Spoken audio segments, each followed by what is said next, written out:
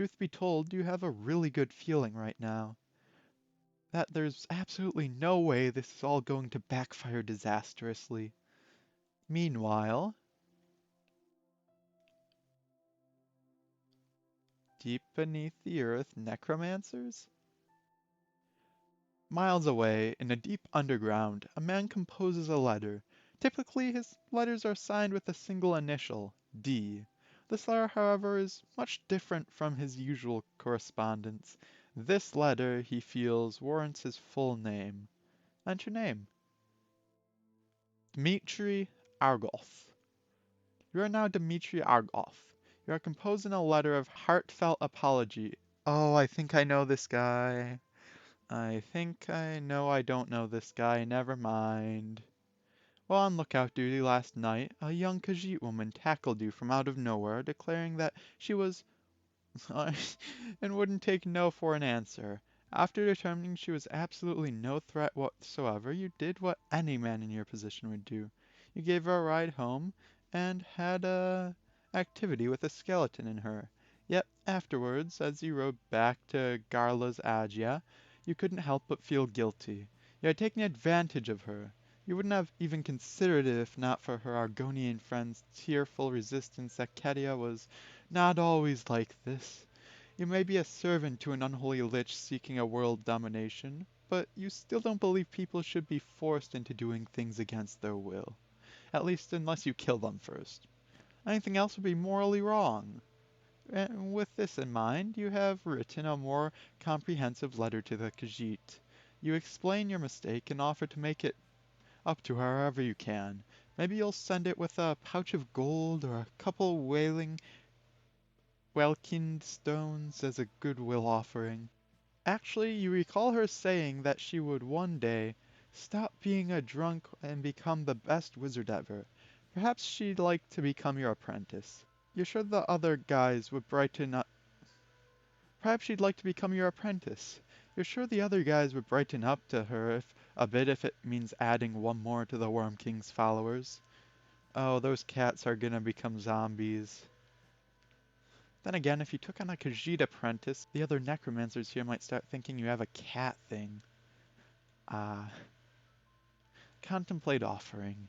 Dmitri, send her a scroll of cure minor wounds to heal her broken heart.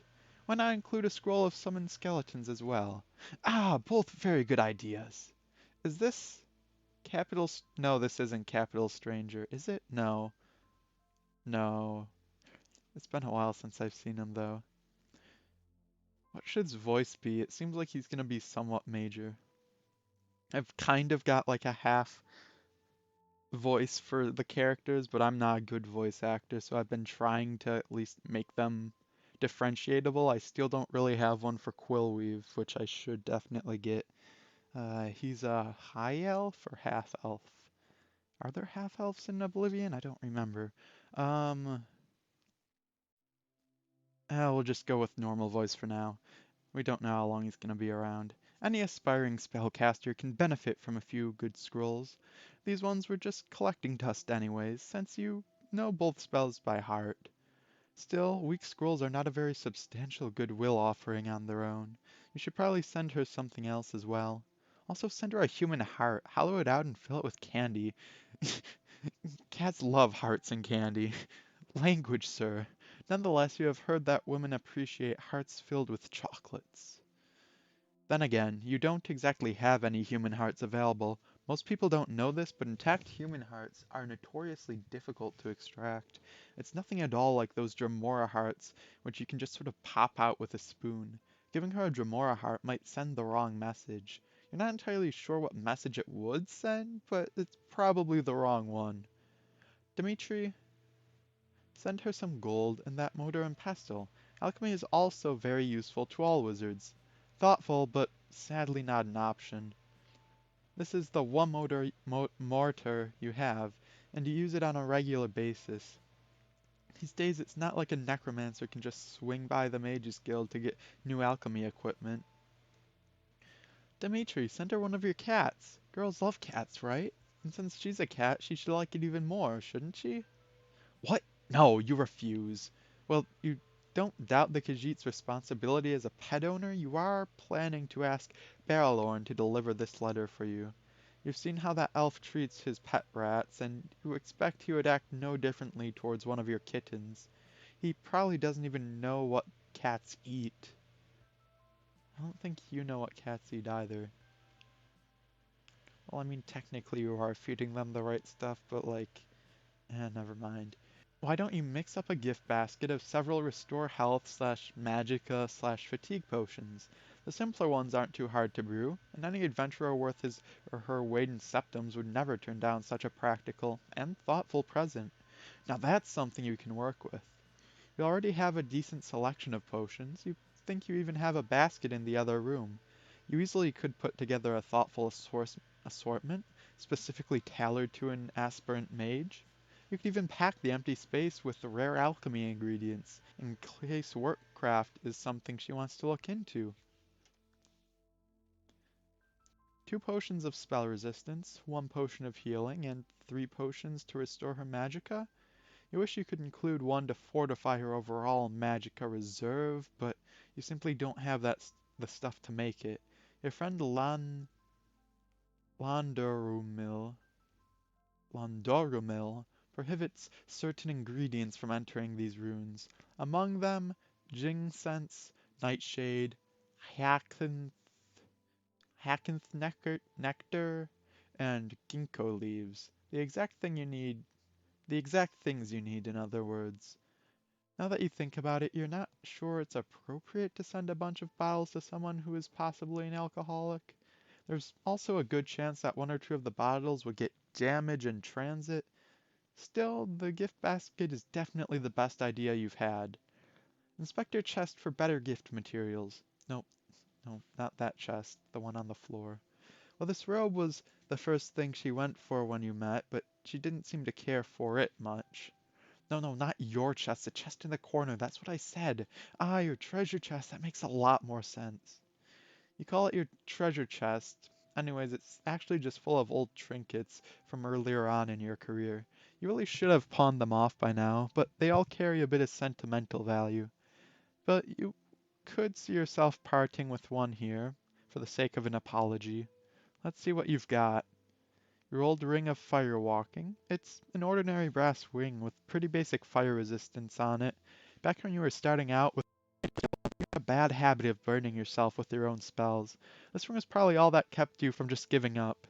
That would be much use to most other mages, though. Your amulet of spell reflection? Not very powerful, but it was the first thing you ever had custom enchanted. When you moved to Kvatch as a teenager, you were still scared to death all the other mages were going to pick on the new little necromancer. After you had this enchanted, you strode around confidently and made a big deal about it to everyone. No bullies ever did cast a spell on you, so you'd like to think the amulet at least worked as a deterrent. Your Wand of Silence. You don't see very many wands in Cyrodiil. Magic users tend to favor staves. This one saved your life on multiple occasions, possibly just because bandit wizards had no idea what it was. It's been used some, but it still has a good 8 or 9 charges left in it. Of course, now that you know silencing spells by heart, the wand is more or less obsolete.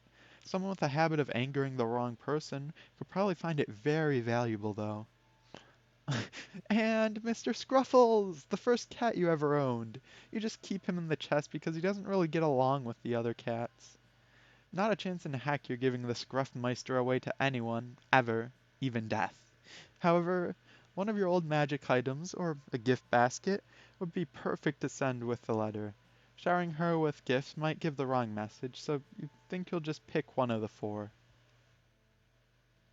Ring of Firewalk. Is this democracy? Ring of Firewalking 43. Gift basket 19. Amulet Reflection 8. Wand of Science 5. Everything 5. Should have been more everythings. That way can stone nothing.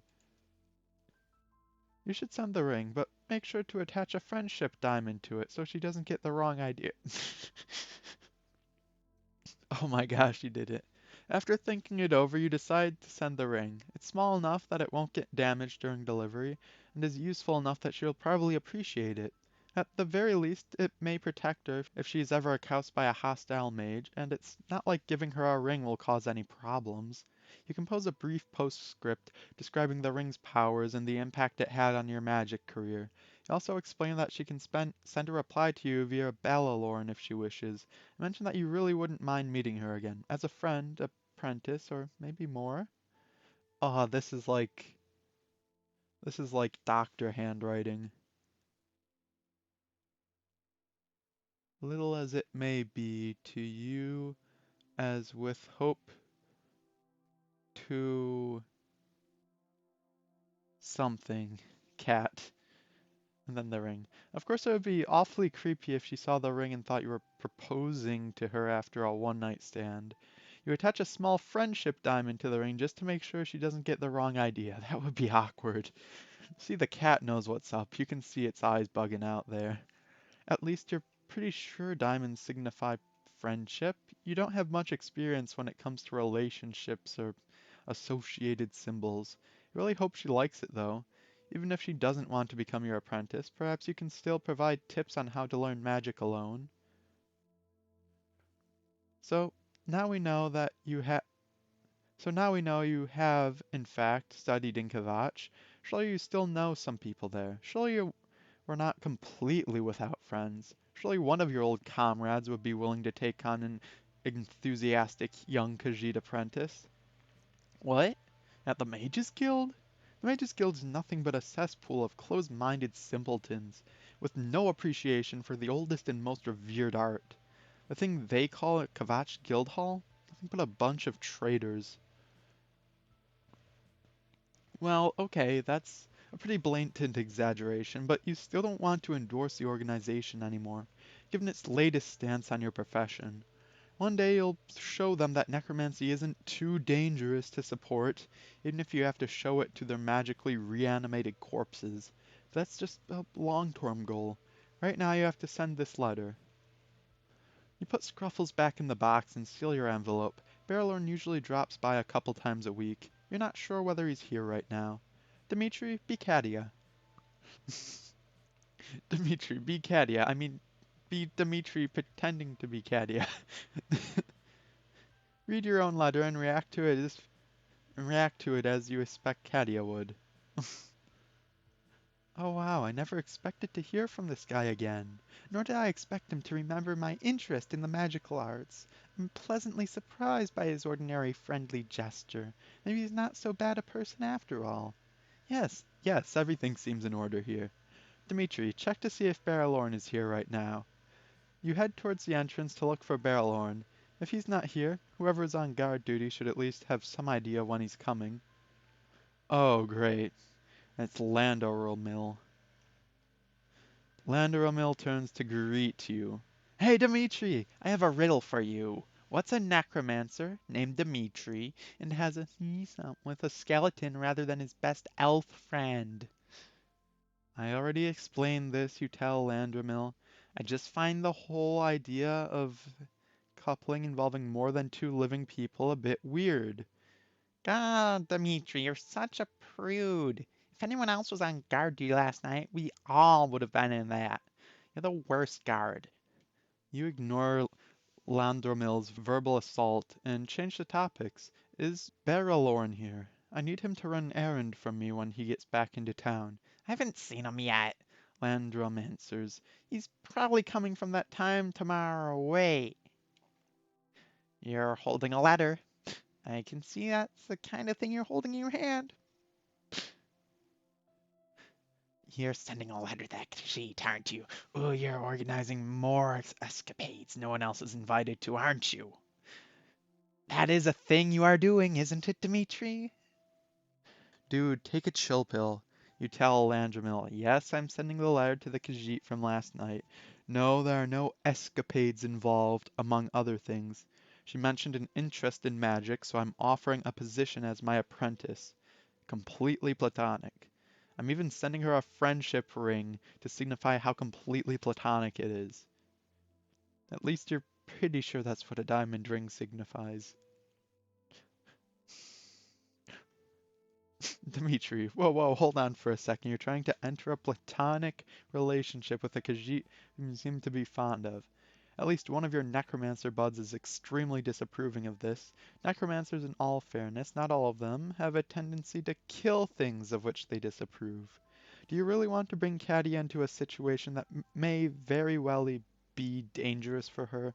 The Scruffmeister might be okay with being a reanimated corpse, but Katia might not appreciate it so much. Avoid a violent confrontation with your fellow necromancer. Tell him again to calm down. You're not having a dream with him. The best you can do for him is to put in a good word with some cute babes you meet on the street. Upon hearing your intentions, Landuramill blocks the exit. Come on, Land. Wouldn't be that bad having a cute little Khajiit apprentice around, right? It absolutely would be that bad, he replies. I refuse to let you go any further. Maybe she's got some friends. No, no, no! This has become much more than simple jealousy, Dmitri. Think about the luck. When I'm on guard duty, the best thing that's ever jumped me is a wolf. Do you know what made it the best thing, Dmitri? The fact that it wasn't a bear. Then, when a drunk naked cat girl shows up, it just so happens that our current guard is a complete selfish a-hole who rides away with her into the sunset. Then you're going to take her on as an apprentice. She moves in, and you constantly do apprenticing. Next thing you know, through a stroke of misfortune, she's carrying a litter of your impossible interspecies children. Then, do you know what we have, Dmitri? Black cats. Is that how that actually works? We are already having bad luck, Dmitri, and this is obviously the beginning of a bad luck spiral that will doom us all. Your careless actions will make our luck so bad that will cause us to have worse luck, which will make all our already bad luck even badder. I don't even know if black cats work that way. Do they? That's racist and also impossible. Uh, I don't remember if it's Skyrim or D&D. Where interspecies, the kid is always, I think it's the father's race, but I'm not sure. It might be it's just like, it's set in stone that it's either the mother or the father, but I forgot which. Show him the passage in that copy of Notes on Racial Paleontology and Biology that you've been keeping around, purely out of academic interest, of course, which elaborates the psychological differences between humans and beast folk. Yeah, beast folk are a lot older than humans and Nords. And elves. Oh, is he a human? Ah, he doesn't have pointed ears. I called him a half-elf before because he was tall. Dmitri, also there is no such thing as bad luck. If someone were to, for example, walk under a ladder, this would raise the amount of bad luck they have temporarily. This raises the odds that something else will happen that will give them worse luck, and so on ad infinitum. At least until they were the most unlucky person in the world. Since this does not happen, one can infer that bad luck simply does not exist. Quod erat demonstratium. Quod erat demonstratium. That's racist, speciesist, and impossible. Pardon my colloquialisms, but I'm pretty sure that makes you a jerk, an a-hole, and an idiot. I don't know whether I should be offended or feel bad for you. Look, I've got a copy of Notes on Racial Paleontology right here. It specifically says there's never been a documented case of a Khajiit hybrid. It means it's either completely impossible or incredibly unlikely. And even if it was possible, you don't know if they'd be black. Khajiit biology is already the weirdest thing I've ever, and I'm not even sure if parental genetics plays a role. Yeah, Khajiit biology is very weird. So like the gods that made them are the moon gods, June and Jode or something like that are the two moons that go around in the sky that you might have seen a few times. And how they're born is purely based on the moon cycle. Like depending on what time of the month it is. It has nothing to do with the parents.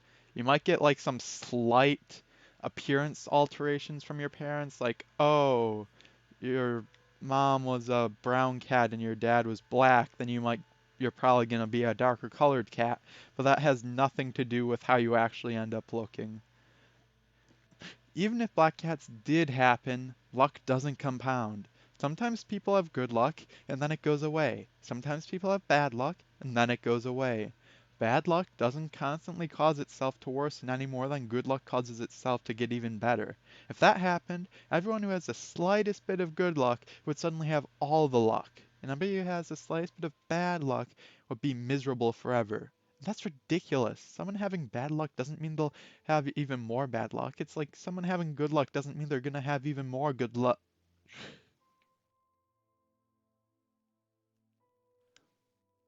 Looks like I came down while the only guard was distracted. Pretty amazing timing, right? Hello guys, thank you for watching this episode. I'm gonna be leaving it off here as we have Grow Up making a reappearance. It definitely seems like he managed to nab all of the luck. And it might not end up that well for our friend Dmitri. Well, thank you guys for watching, and I'll see you in the next video. Anyways, see ya!